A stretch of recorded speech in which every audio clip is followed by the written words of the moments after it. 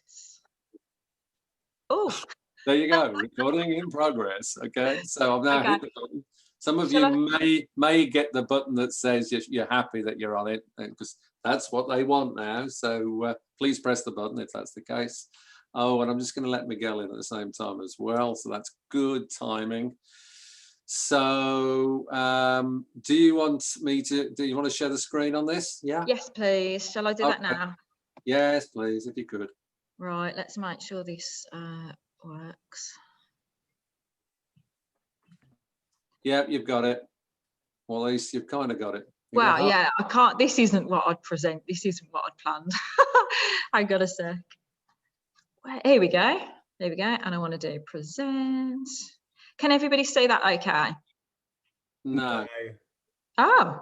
Just a bar. Try resharing it. Yeah. Okay. Stop share. That's it. Let's try again. At least you're not having to look at my spare room today, like you are normally. How about that? Yeah. Yeah, you got it. You're fine. Away you go. Great, thank you very much. Oh, I'll start my timer as well because I want to make sure I don't go over. Good afternoon, everybody. And I'm Nadia from Solihull College and University Centre, and I already know most of you. There's only one or two people I don't think I've met before. I've been here at the college for 14 years now, which I can't believe, so I am part of the furniture. And one of the things that I know a lot about is apprenticeships, and I thought it'd be helpful to talk to you employers about apprenticeships today, because I know that there's a lot of information to be shared, things that you don't know about, things that you might have known about before but have since changed. So here we go. Oh, if I can work out how to move. Why won't my slide move? Ah, here we go. Okay, so do you know what? I've got all the people over the button to move the screen, so I'm going to move you all onto that side. Here we go. So just a little bit about my own background in work-based learning before I start. So from the ages of 4 to 15, I went to school for the social life, as most of you probably know. And from 12 onwards, alongside that, I used to sell flowers on a market stall.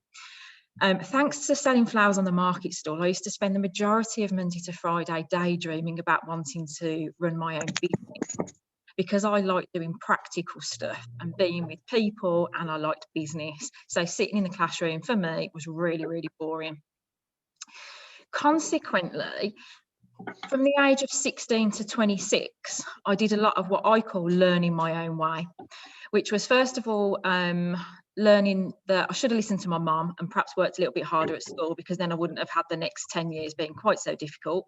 But fortunately, I was given opportunities through the corporate world and the organisations that I worked for to undertake some vocational qualifications, which helped me to, if you like, get my foot on the vocational ladder, which otherwise I would have struggled to do. As a result of that, I was introduced to Solihull College because I used to be a student of the college. And that introduced me to a role here, which was an assessor role. And I spent the next 10 years working with other people in businesses to help them to learn and to help them to also gain recognition for some of the vocational skills that they'd got. And for the last 4 years, I've worked in the employment and skills team, which is where I still am now. And I work as a training need analyst and advisor for small and medium-sized businesses.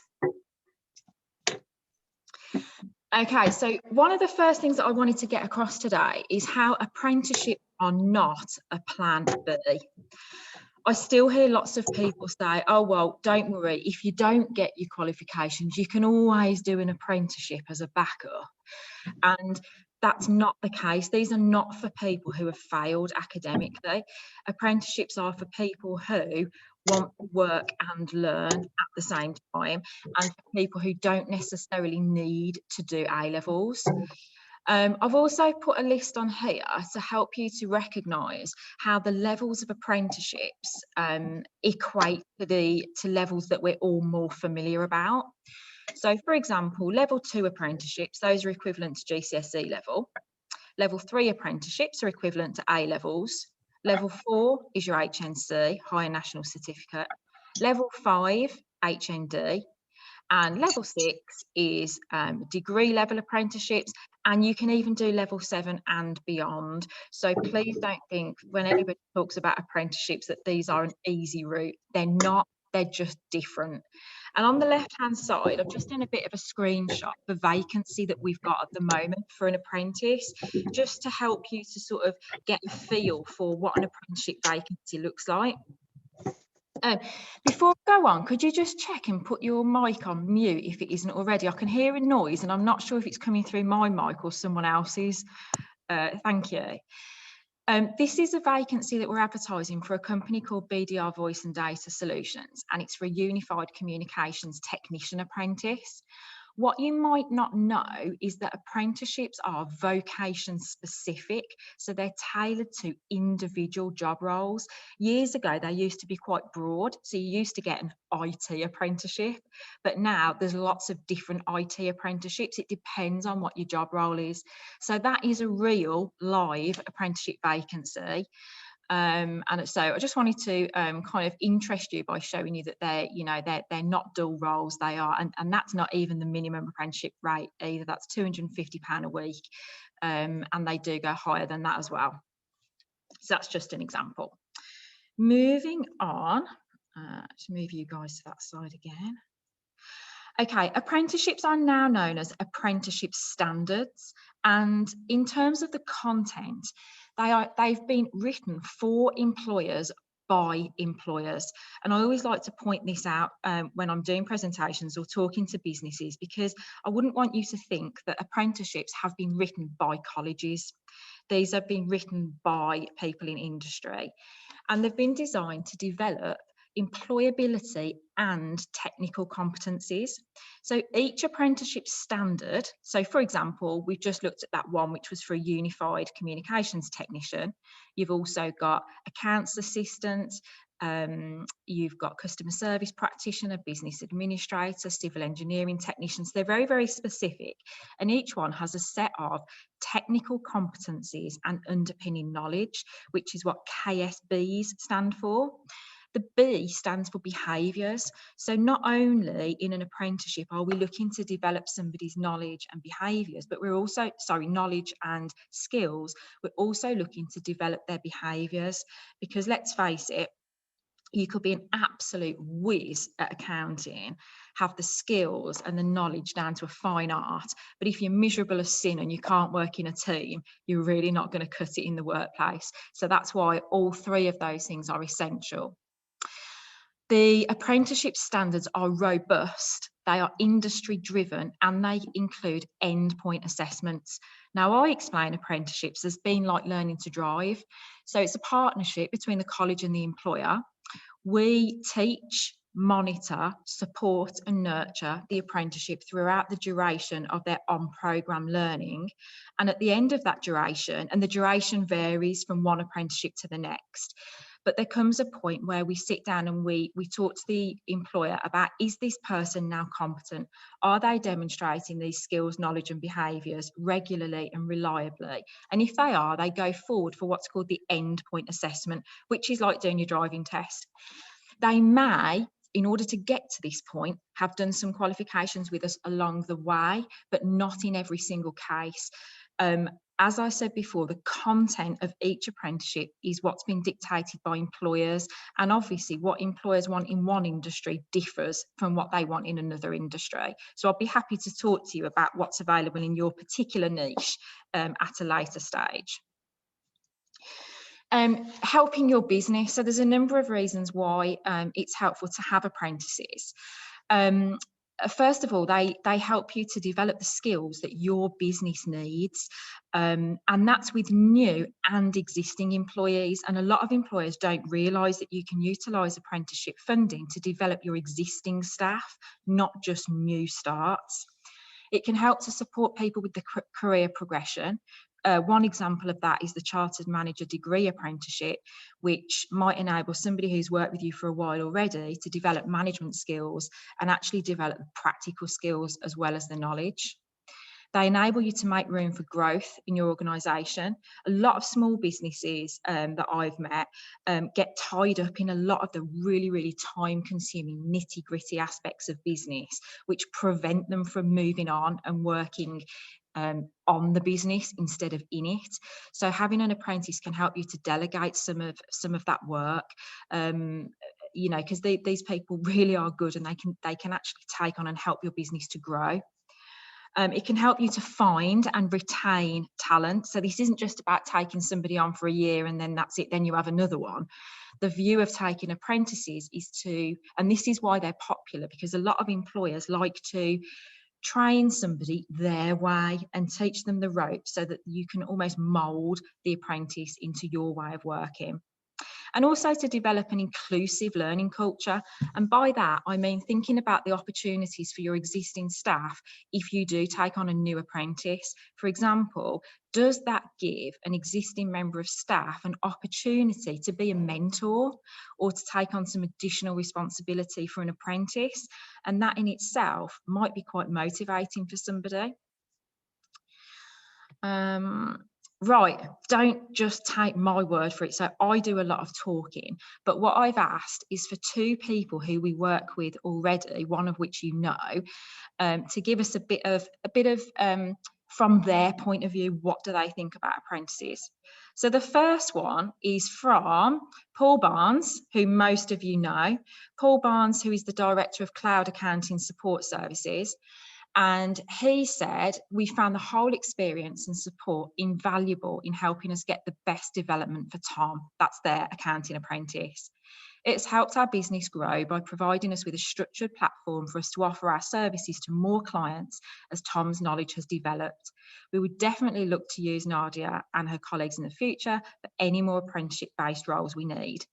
And Paul's apprentice has been with him for a while now. He's already done the level 2 apprentice and he's progressed on to the level 3, which he's now coming towards the end of, which is excellent. I didn't even pay him as well to say that bit about me. I thought it was very nice of him. The other testimony that I've got is from BDR Voice and Data Solutions Limited, who are a company in Stratford, who have gone from strength to strength since the start of the pandemic. And they have really embraced the opportunity to work with apprentices. And this is a testimony from Tom, who is the manager for all of the apprentices that we've taken on so far. And he says, the main benefit by having apprentices work for our company is the opportunity that we are giving individuals to grow within the company. By having them work for BDR, we can mould and design an engineer to suit our business.